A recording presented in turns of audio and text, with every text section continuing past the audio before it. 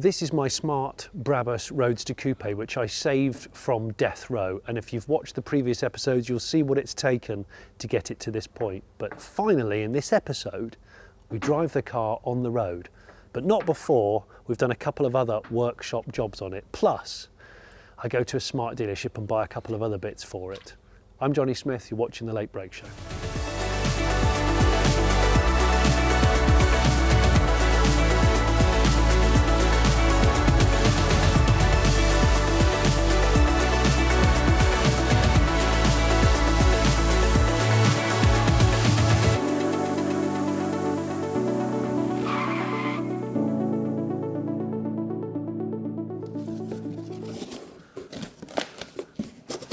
Right, so, come on in, Rob.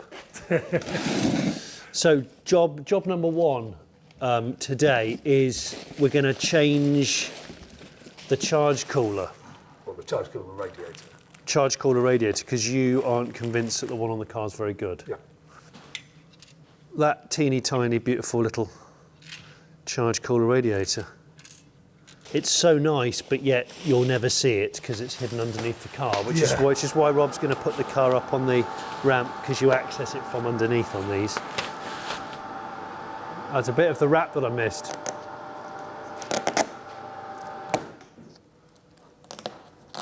Damn you, vinyl wrap.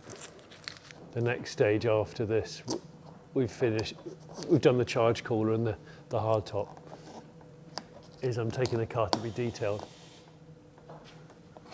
And it's going to have some paint and some key places after taking that vinyl wrap off, as you saw.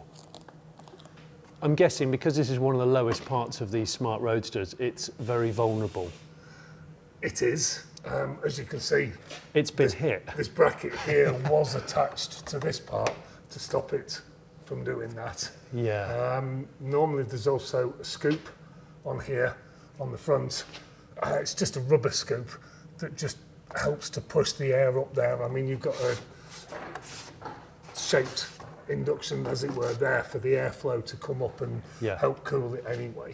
Yeah. You've got a fan on there that will come in at a certain temperature with the air intake, measures the air intake temperature. As the air intake temperature goes up, that will come on just to basically help circulate and cool the water down so that it cools the air intake temperature. Yeah. And so that Brabus charge cooler that's up there that you see in the top of the engine. Yeah. Is this Brabus only as well? Or it is? Yes. Yeah. Yeah. Right. So access is okay, or am I speaking too soon? Because every time I say to Rob, that looks really accessible, he stares at me and goes, yeah, it's not though. Well, the good thing is, I've already had that off, because when I changed the brake lines. Oh yeah, we had to. I had to take it off to change the brake lines.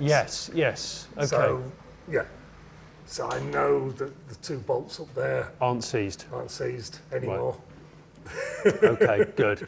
And is this bracket been added by somebody else, or is this the factory? No, that's the original bracket. Right. So that's how it's got hit and bent. Right. So I need to maybe find another bracket then, based on. Yes, we could basically fabricate something, but it's not going to attach to that because that's broke. Yeah. The other one is a little bit more sturdier than this. Yeah. So, let's get the other one on and have a look at it anyway. Yeah, okay, marvellous.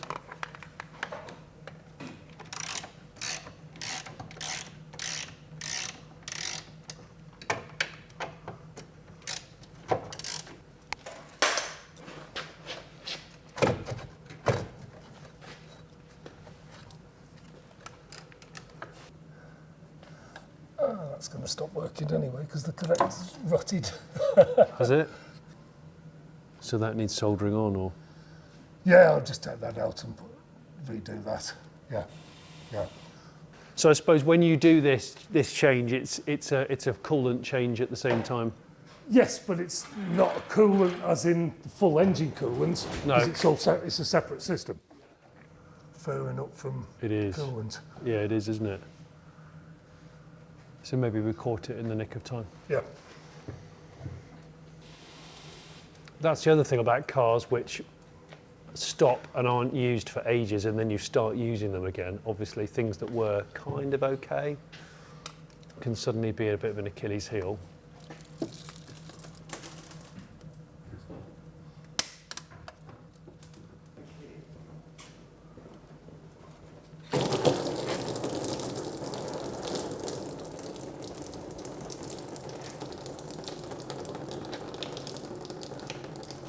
Oh my gosh, what the hell was that?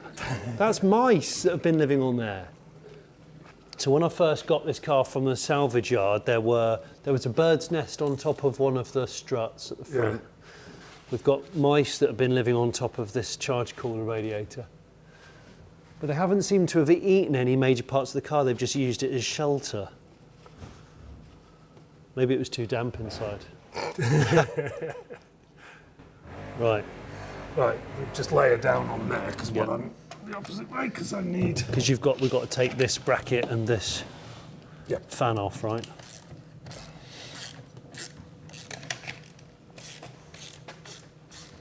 Yeah, all the powder coating's just lifted off, isn't it? Yeah.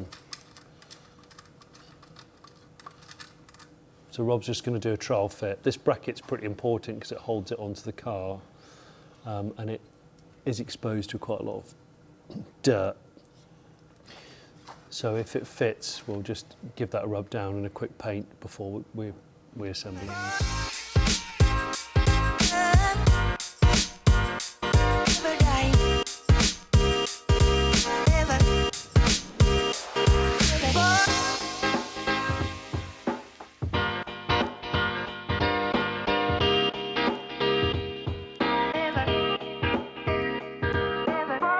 So while Rob's letting that bracket dry, the paint on it dry, what we're going to do is we're going to bring the car down from the ramp and we're going to fit the hard top. So after lots of scouring, I managed to find a hard top kit with all the bits that have been removed from a donor, including some spare rubber seals that go around the door apertures and across the windscreen, because again, they're notorious for leaking, so you've got to try and eliminate that as much as possible.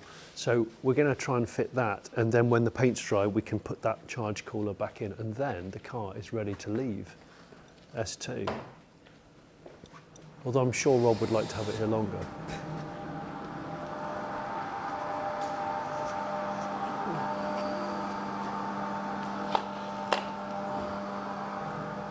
Love you. Like and subscribe. Now these bits might not look very interesting, but in the world of smart roadsters, this is one of the most desirable component sets to find. This is the full hardtop conversion, so they're like T-tops.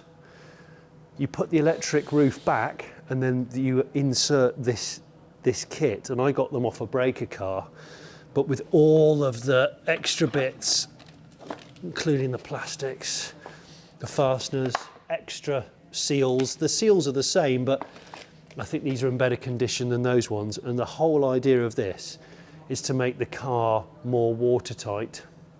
And also when I want to use it in winter, these would be more preferable. In summer, obviously you could take it off if you want to, but that is the plan. And this lot here, these exchange hands for well over £1,000,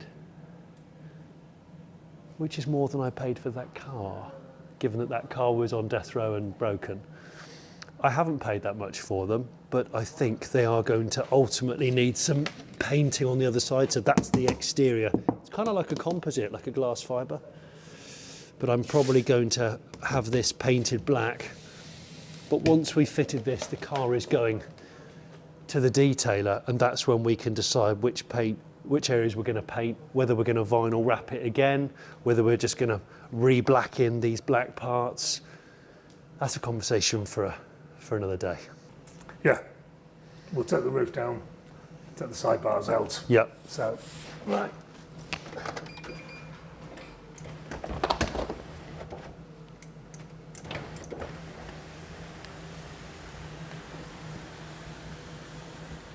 I'm so glad this all still works. Let's start the car up. Oh, is that battery? That battery's probably got no charge in it, has it? See what I mean? Yeah. Yeah. It has been limping along. Yeah. So that's effectively out of the way.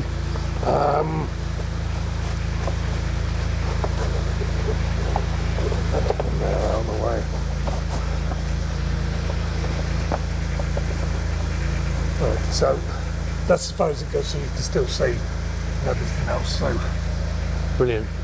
all right. Right, we'll turn this off now.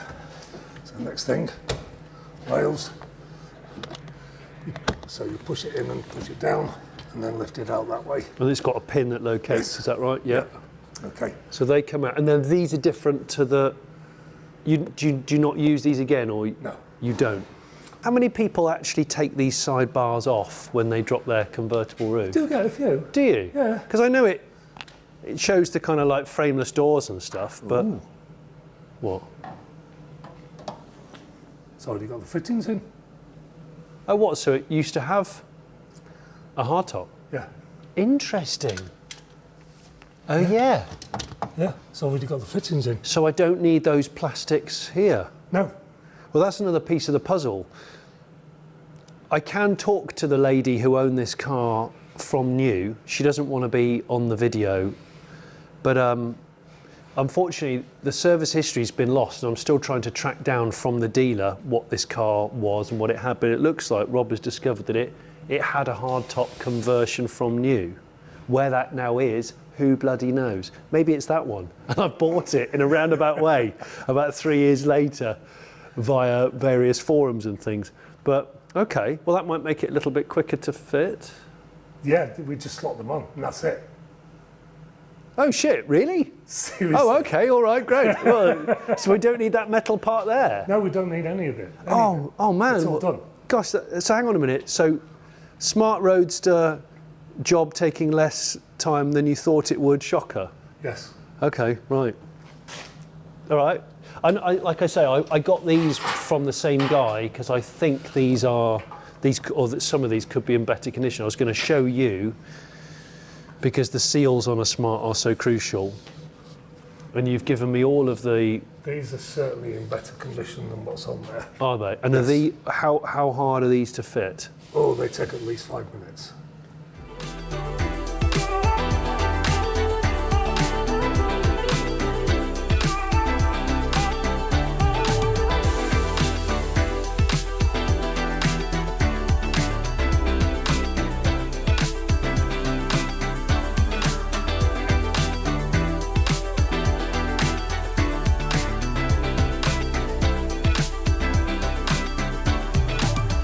Now, as I said before, you can see this someone's tried to Brillo pad it or something, so I am going to have to probably paint it, but we can take them off to do that. So that goes in that slot, or is it that one? That slot? That slot? Yeah, probably that slot.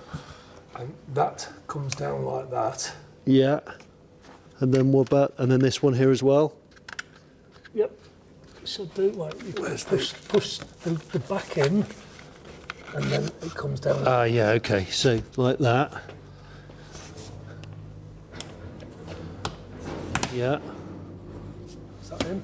Yeah, it sucks it down, is Yes. that right? Yeah. There you go. Oh look, it's another Smart. So yeah, these are like a hard... Are they made of glass fibre, Rob? Yeah, I think they are. They feel like they are. Yeah. What's the interior? Right. I think that's been taken. They normally have a material. What, like a soundproofing type? Yes, in there. But I'll have to get me haberdashery. Tell you what, I think I've lied. This goes in first. I don't get many hard tops. They're rare. Tell everybody how rare they are. They are bloody Tell rare. the viewers. I've been searching for this bastard for months. Right. So again, It's all right. It's not like it's taken us very long. So that's that. And then I'm learning all the time. I'm looking forward to driving this for the first time because I haven't driven one, I think, since they launched it. So I haven't driven one of these since about 2005. So it's going to be interesting for me to revisit it. And so that's got all the drainage inside it as well. yes. So again, you can lube all that with rubber lube. Ah, yeah, and that interlocks. Can you see? Come in here, look. this one has this big rubber extrusion with drain holes, drain channels. Then this one locates next to it with this sort of tongue, which goes into that part of the roof. And then they kind of marry in the middle somewhere. This is one of those things where it gets easier the more you do it. But when you don't do it much, it feels a bit alien. Ah, there we go. I think that's it. Ow, that was my hand. Right, and then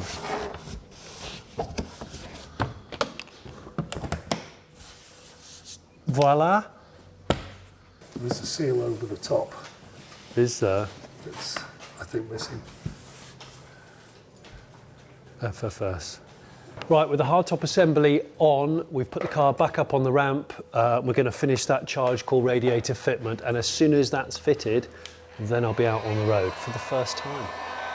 Can't wait. He's just, he's watching paint dry. Rob is actually watching paint dry. That's what he's doing right now. Now, in the instance of the charge cooler radiator, this is no longer available from Smart, so I've bought an aftermarket one, but there's still lots of components that you can buy directly from Smart UK. And in fact, last week, I went there and borrowed a Smart Brabus #1, the new version, drove there, had a look around their showroom, and actually bought a couple of parts for this, specifically steel wheels, because I'm going to run this on steel wheels while I send away those Brabus rims for refurbishment. So Adam, I wanted to come and have a look around the Smart dealership because it's still in a Mercedes dealership. That was the first thing. 100%. It hasn't suddenly disappeared and gone somewhere else. No, Smart's still part of Mercedes-Benz as a brand, and you'll probably see it when we come into the cars as well. The design, everything about it, you'll see Mercedes. So were you at Mercedes and Smart when Smart kind of launched, or did you come in when they were already established before? No, so I started in the sales environment here back in 2017. Okay. So I originally looked after the for2 and for4 shapes. Yeah. And then obviously into the new shape that we know it as it is now. So yeah, quite a long time. Yeah, I was going to say, so 2017 was when they brought the electric drive, the ED. Correct. I remember the launch. ED model. Yes, ED model with the green. That's right. Green bits all over the vehicle. So yeah. Pre-EQ. Pre-EQ. Yeah. Pre-EQ. So they did that for a couple of years, and obviously 2019 went fully electric as the ED. So 2019 is when Geely bought into Smart.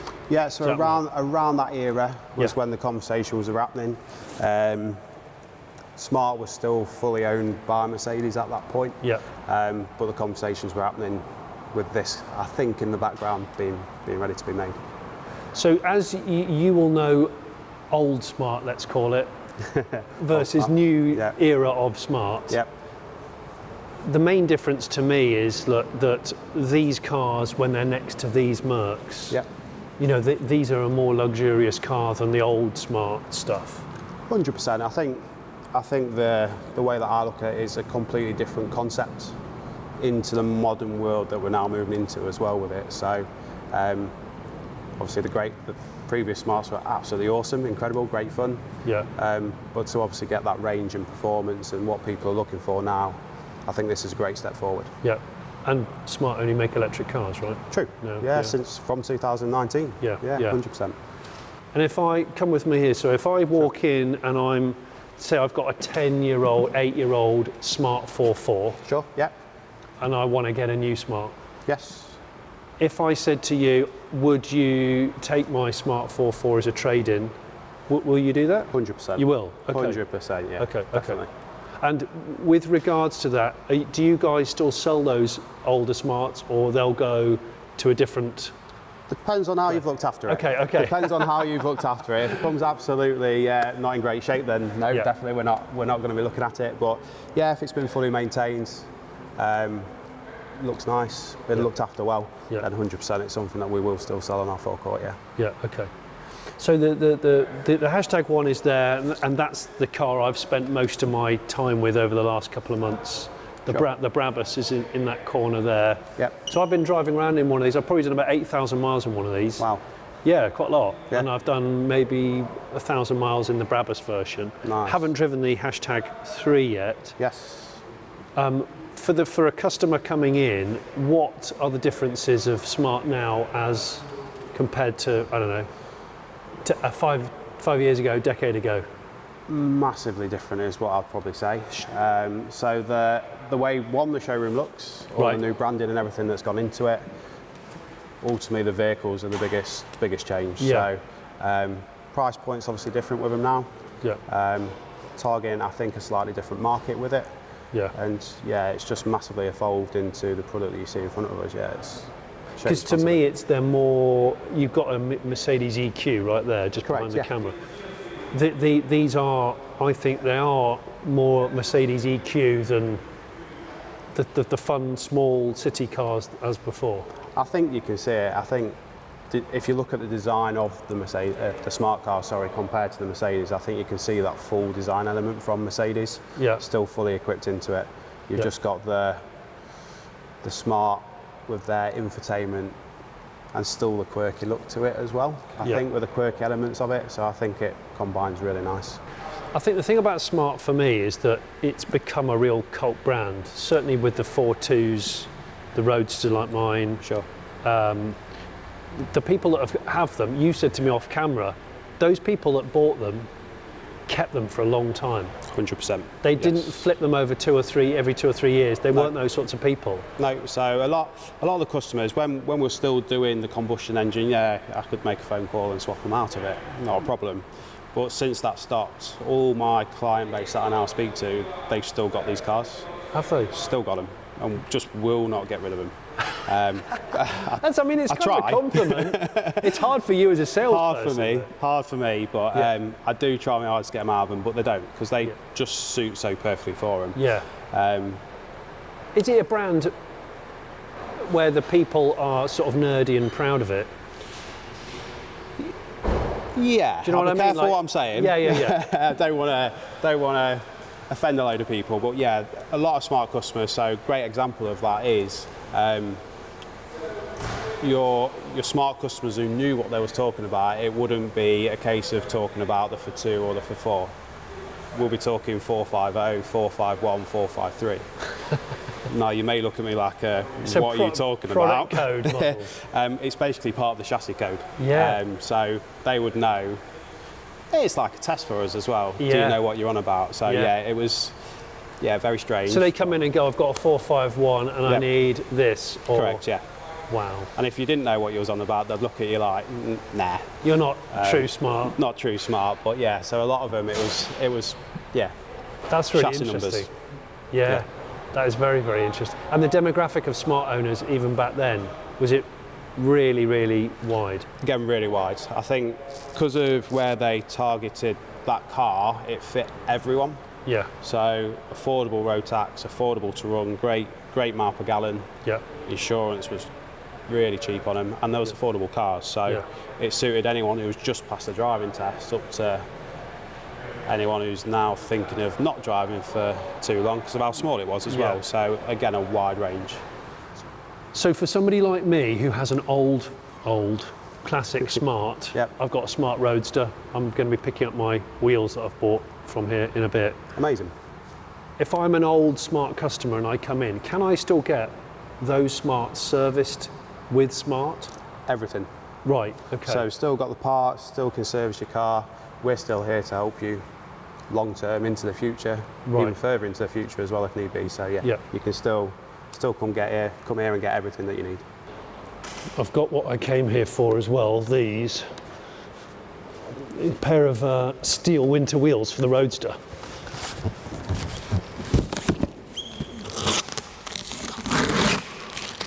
I just want to check. There you go, look.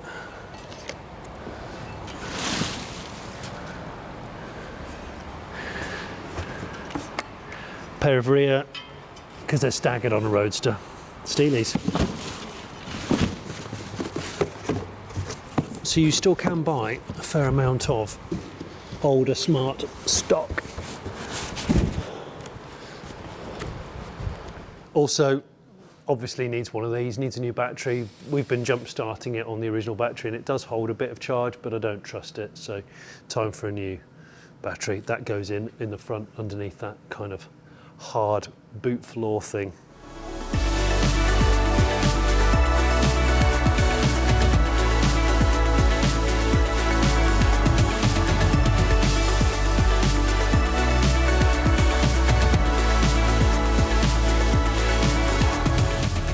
I think we're done, aren't we? Yeah. Yeah? And the sun is out, just in time to put a hard top on. Yeah. Oh, brilliant. Let's take it on its maiden voyage then. I forgot how good these feel, you know. The brake feels excellent. The unassisted steering feels brilliant. I love this steering wheel, which is Brabus specific, the 3-spoke with the paddles. It's weird. It does feel like you're driving a kind of pint-sized Porsche. It definitely has that about it. That engine back there, an interesting engine note. Rear-wheel drive, not that you'd entirely know it when you've got lots of grip on a hot day. These cars are perfect for tall people because there is such deep footwells in the 4.2 and the Roadster. But of course the difference between the two of them is that the Roadster is much more low slung. It's got a sports car stance to it. And people often say, but it's not a sports car. Well, you don't have to have lots of power to have a sports car. It's not just about power. And that's why people like Gordon Murray like these cars so much. It's because it's the package. It's got an amazing chassis and you sit so low in it. Unassisted steering that feels very pure. The brake pedal feel is lovely. It's got an eager little 3-cylinder engine. It's only 101 horsepower, remember, but it hardly weighs anything. I'll put the stats up on screen to just refresh your mind. When I last drove one of these, I was a print journalist on Car Magazine and they had just been launched. 2004, 2005. And I always really like them, and it feels very exciting and special to own one after all those years, and for not a lot of money. But obviously, this particular Brabus was broken. But the Brabus was always the one that I wanted. But they were so expensive for what they were at the time, and I always preferred the fastback to the notchback. And this has combined that passion and interest in the original car with my interest in trying to save cars and bring them back from the brink, and that's what I've done with this. You know, the first time I saw this car, it was on a stack in Charles Trent's salvage yard. It was going to be dismantled, but I think we've saved it, and it's only going to get better from here. There are a lot of potholes on this road and I worry about them with these rare and extremely thin and vulnerable Brabus monoblock wheels. I love the staggered wheel look. I think they're an amazing design wheel. Mine desperately need refurbishing and unbuckling, which I'm going to do, and put the steel wheels that I got from Smart on the car in the meantime. And to be honest, I'll probably run it on steels most of the time because they're just a much stronger, cheaper wheel. Yeah, I know, there's a few creaks and a few squeaks, but now that we're going to start putting some miles under the car's belt again, it's done 183,957 miles. We'll be able to iron out any other problems. It's a lot easier when the car is on the button. I'm very much looking forward to giving that deep clean that it deserves. Trying to get hold of, I can contact through Smart, pay a nominal fee and get the radio unlocked with its key code. So I should be able to use that again and just go through it and mend any little things that are broken. But because this is the Smart, it's got the 3-spoke leather wrapped steering wheel, it's got the paddles, it's got heated seats, leather heated seats. It's got so many cool little features. And I know people that drive these for miles and miles and miles. I mean, Gordon Murray, he drove his every day for 16 years. And there's a reason for it. They're comfortable, they're exciting, and they're frugal. Now that the chapter of all the mechanical work is over with at S2 Smarts, I'm now driving it over to Gary at Pro Detailing in Stotfold, because Gary is going to go through this car over the course of a few weeks and do a well overdue detailing job on this skanky Smart. I've been waiting for this moment because I think it's going to clean up really nicely, but we've got to decide whether we're going to do paint correction and some paint repair, or whether I'm going to vinyl wrap it again. But either way, there's quite a lot of work to do to bring it up to a good looking standard, and I think it's going to be a stark contrast to what it currently is. What sounds like a bird tweeting is, I think, this clip-on hardtop. I think where it sits on here, might have to put some rubber lubricant on the seals, because it does sound like I've got a bird above my head. I love the suspension. Those Bilsteins are really good.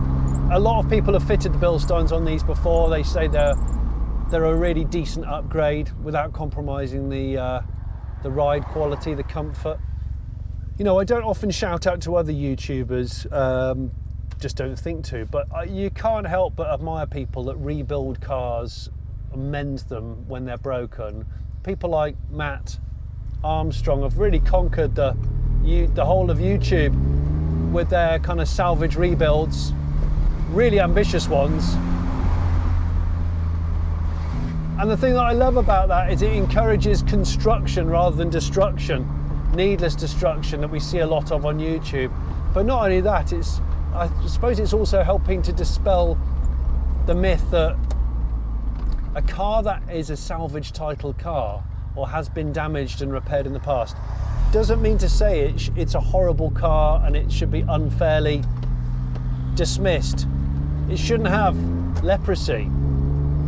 You know, this car has been brought out of a salvage yard, so it is a category N, I think, which is non-structural.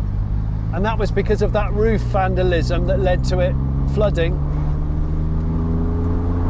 And then consequently damaging that SAM unit, which is the alarm control part of the ECU. But now that's been sent away and refurbished, reprogrammed. The rest of the car's been dried out, checked, serviced. The seized alternator's been rectified. It's now wonderful. I just want to enjoy the little narrow B roads, these little back roads that offer so much fun, but on a lot of modern wide cars you can't really explore them. Right, we are nearly at the detailers, but that's for another episode on another day. Hope you've enjoyed this particular episode. If you haven't subscribed already, I'd love you to subscribe. I want to say a massive thanks to Rob and the team at S2 Smart, and thanks to Smart UK for supporting this episode. Would you like one of these Smarts? What car of this sort of era do you think is your peak car? Because a lot of people are talking about when was peak automobile. There's a lot of great stuff in the 80s and 90s, but the very early noughties could be where it's at, and it might be the last of the great era of cars. Who knows?